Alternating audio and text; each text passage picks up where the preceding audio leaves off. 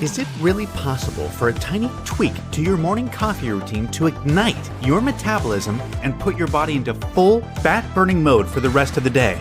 Check out the link in the video description now and transform your morning coffee into a metabolism-boosting super drink. The suicide note of Maine's deadliest mass shooter has been revealed as part of the release of 3,000 files, which lay bare horrifying details of the attack. Robert Card killed 18 and left 13 injured during the rampage at a Lewiston bowling alley and bar in October last year. The spree sparked a huge manhunt for Card, 40, who was found dead in his car 2 days after the carnage. Now his handwritten final words have been released, showing his anguished state of mind. "Don't let the truth get in the way of a good story," Card wrote. "I guess I just wanted to play cornhole with my hot girlfriend and be left alone." Card had recently been dumped by his partner, who was supposed to be playing in a bowling league at the same alley he opened fire on, according to an FBI profile included in the tranche, the Boston Globe reports. The profile states she was not there at the time of the attack, but easily could have been. The documents also revealed harrowing information about the immediate aftermath of the attack, as officers in hot pursuit of the suspect described having to walk past dying victims as they begged for help. "They grab at our legs and try to stop us, and we cannot help them," wrote Lewiston officer Keith Cowett. "We have to walk by and continue to search and hope they are alive when we come back around," he told one man lying on the floor to hang in there, but by the time he returned to him, the man had died. Another police officer's first instinct was that an act of domestic terrorism had been committed, underscored by the heavy police presence and flashing blue lights. "I truly felt like we were at war," Auburn Lieutenant Stephen Goslin wrote. Others described the horrific scenes inside the bowling alley and bar and grill.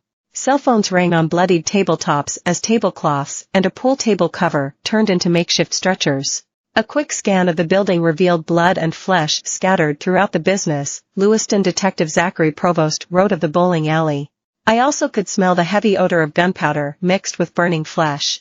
At the peak, the law enforcement presence was immense, with 16 SWAT team and officers from 14 different agencies, along with 8 helicopters and additional airplanes, and an underwater recovery team, wrote State Police Lieutenant Tyler Stevenson.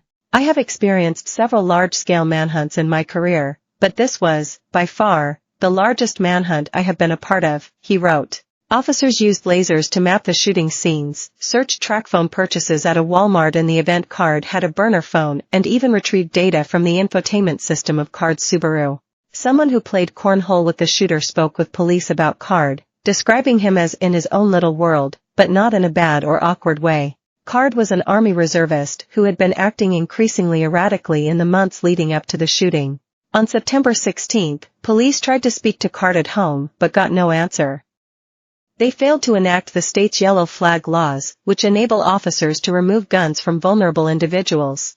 In March, a state commission found this to be a clear failure, although Sagadahoc Sheriff Joel Mary insists his team acted appropriately based on the information they had. By October 19, Card had started hearing voices, according to one report from a person working at a store he delivered bread to. The report said Card knew the voices were talking about him and "maybe you will be the ones I snap on."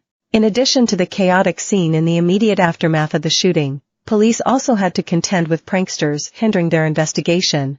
This included false tips and one person claiming to be Card by speaking through an audio filter on TikTok. The trove of documents were published on Friday, before the website crashed. Officials in Maine said they should be available again by 5 p.m. Monday.